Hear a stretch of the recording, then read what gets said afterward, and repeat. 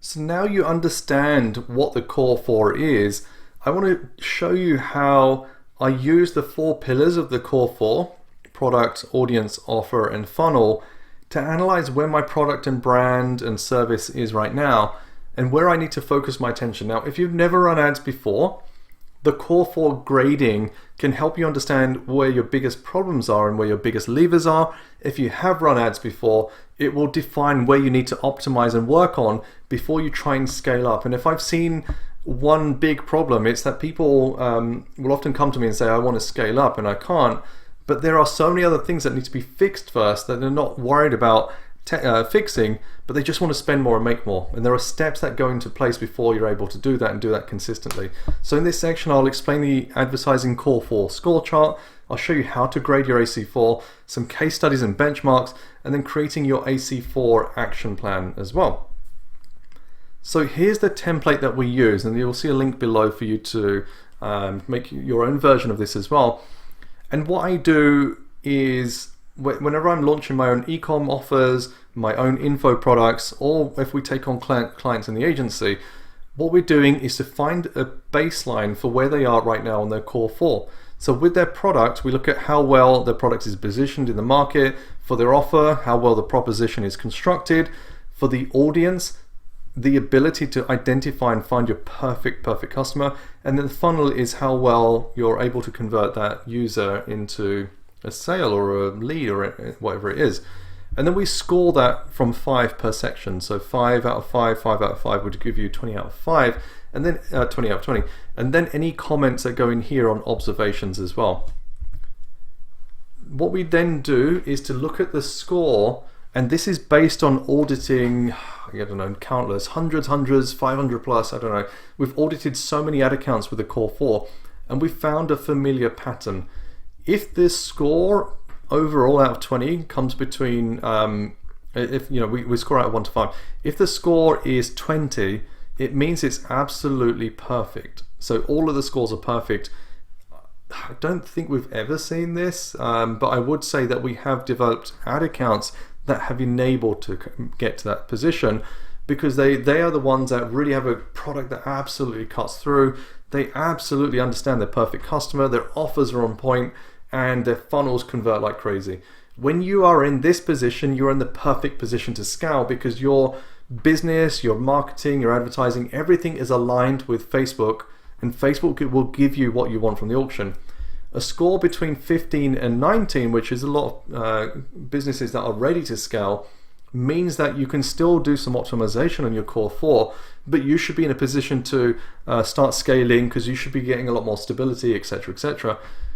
If you score between 10 and 14, it's a bit too early to scale up. It means that 1 or 2 parts, or maybe more, of your pillars aren't as optimized as possible. So it could be that your offer isn't strong, that your click-through rates are low, your conversion rates are low, you're not getting the profitability, the ROAS, the targets, etc., are just not being met. Then you need to do more optimization and testing. If your score is below 9, and I have unfortunately seen ad accounts where it does score below 9, you have a lot more work to do than worrying about Facebook ads. You'd probably need to review your product itself. Do you really understand your avatar? Your offer's probably poor and your website's probably poor. So if you're in that position, you need to really work on more than just your Facebook advertising. So going back to that, we kind of tally through those scores, get an idea of kind of where we are, and then we create a plan. So what I want to share with you are 3 examples based on audits that we've conducted to give you an idea of how we construct that score. So at this stage, what I would recommend you do is to get that spreadsheet open so that you can actually put your scores in whilst you're understanding what goes into our process and how we actually score and grade. Now, one thing I would also recommend is, quite often when we do this in the agency, we get 2 or 3 people to grade the core four. That means that we take the average of everyone, and we're not using an opinion, we're looking at the average across. So this is an e-com electronics store, and I believe 3 people inputted, including myself and my team, on different parts of the funnel. So how well was the product positioned in the market? We've given it a score, and we've also made some comments. So this product was well rounded, a lot of uses, good average order value, meaning extra room for ad CPA, for example. Can work well with bundling, high chance of selling more than one unit, multiple targeting options available, so variants. Results from October for this particular client show there is a large interest. So the product was well positioned. It clearly solved a problem or created a new opportunity. So we gave it a 5 out of 5.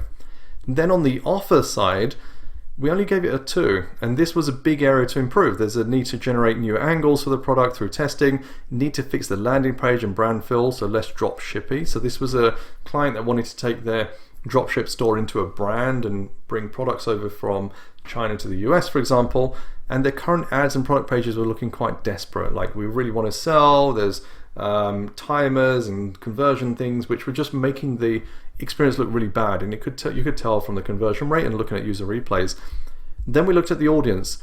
We had a lot of data on interest, lookalikes, targeting. Didn't seem to be a big issue, but there were still untapped audiences. So they did a good job of testing lots and lots of audiences, but the messaging was really, really poor. So we felt like we had good sales data. I think they had maybe 10,000 sales, for example, but they weren't as profitable as they need to be. So this is another key thing. It's easy to generate sales in Facebook, but to be profitable, hit your KPIs and etc., you're going to have to work hard in your offer and also your funnel. So we scored the funnel a 3.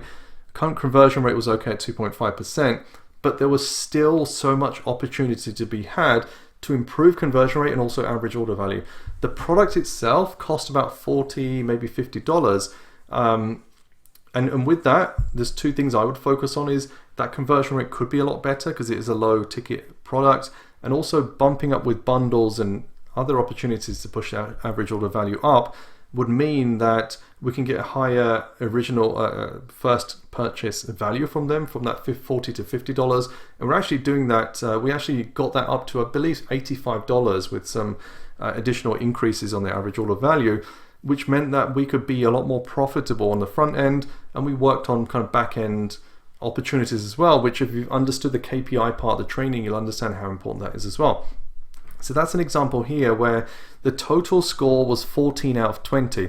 It's okay, but we still needed to do more testing for stability. So that's example number 1. Example number 2 here is a brand that was doing fitness products.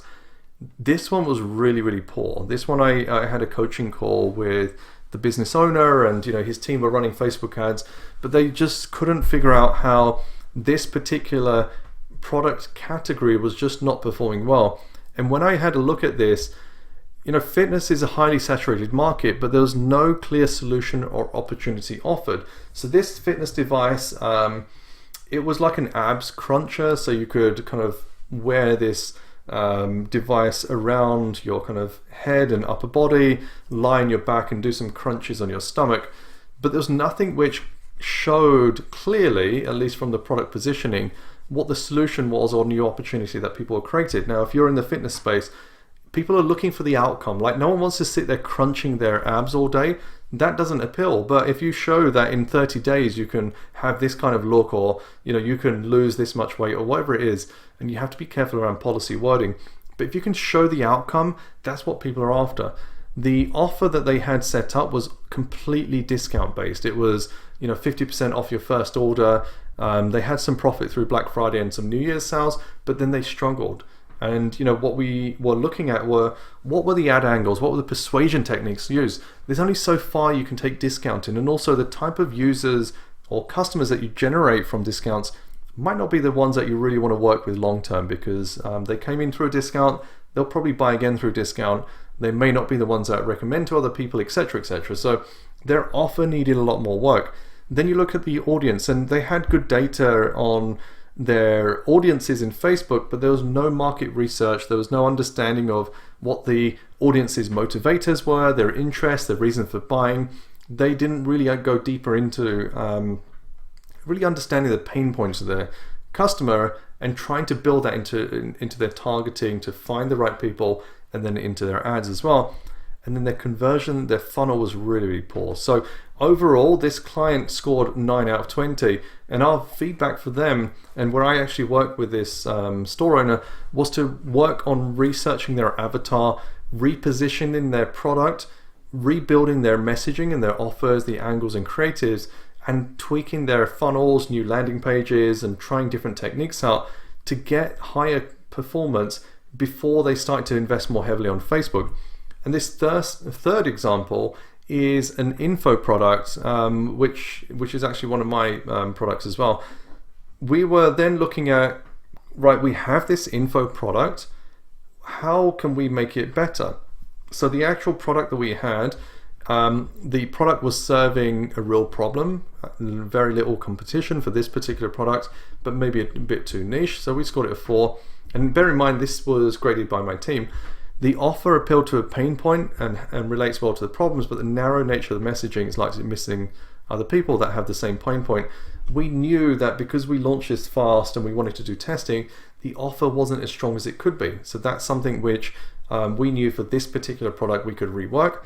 Then our audiences, we had lots of data, but we didn't really go deep into understanding the perfect customer.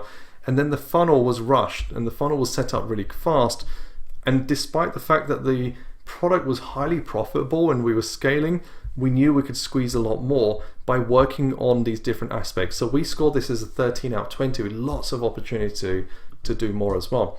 So that gives you an idea of kind of how we use this grading and some of the outcomes, which I will expand out in subsequent sections on how to improve different parts of your Core 4 as well. So at the end of this, I want you to kind of tell me what you believe to be your biggest lever. If you've gone through this exercise, you've gone through your advertising Core 4, you've got your scores written down, you've made observations, ideally you've collected it also from your team and external observers if you can, it could be a friend or family, etc. What are your biggest levers right now? Be as honest as possible, be open to opportunity, and this will help you to create your test plan and to come up with ideas on how to actually develop your strategy. And also, before I kind of end this session, I want to give you an example of a case study where this Core 4 really helped to kind of define the biggest lever. So this example here is an e-commerce store that we took to 16 million in 5 months. And the biggest lever for us was the offer. The product was great, audience was well defined, the funnel was good, but it really came down to the offer. So when we did the Core 4 grading, overall this store scored a 17 out of 20. And although the product was great, the audience great, funnel was pretty good, their biggest opportunity was actually on the offer. It wasn't clearly communicating all the possible angles for the product, the emotional reasons why someone would want to buy, the functional benefits, and we wanted to really work that a lot harder.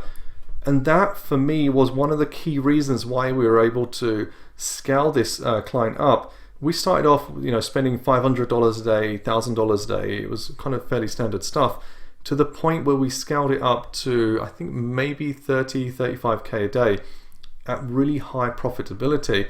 And the only reason we had to pace our spend was to make sure we could manage stock availability. But we did that by really understanding and breaking out what the offer really was. So for this particular product and brand, it was to make you look and feel your best on the slopes. So the product itself was high-tech ski and snowboarding apparel, but really the core of the message was making you look and feel great and kind of look your best on the slopes. This really came out in our ads and our creative, and I'll show you how to break that down into your avatar in the further sections.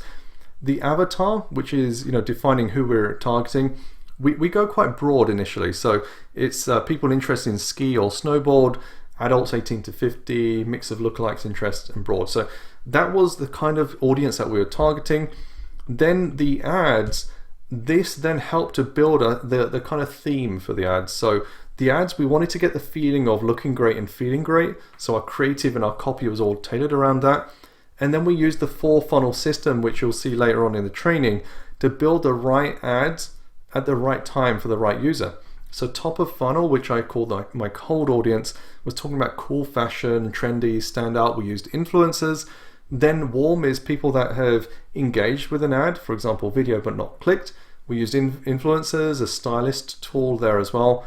Then hot are my customers that have clicked but not purchased. We use testimonials, kind of reminder messages, dynamic product ads. And then existing customers, we used mechanics to try and get them to buy again, which worked really well as well. We put all of those together based on, I think we spent 2 to 3 weeks ahead of launching the first ad, building the core 4, building our avatar, building our ad strategy, our funnels, our 4-funnel system, cold, warm, hot, existing customers, building our ad campaigns out, and then going through the test process of then testing the different theories of different ads and different angles, etc., etc. So it's a real big part of understanding how to get the best out of your ad campaigns is building the core 4 into your strategy, understanding how to build avatars. And what I'll show you in the 5W avatar section is how that one piece of analysis and that big piece of research plays a big impact on who we target, how we target them, what our funnels look like, etc., etc. So that by the time you launch your campaigns, you have all of this locked down. It'll be far faster for you to hit profitability, spend less time and money on testing, and be able to build stability a lot faster as well.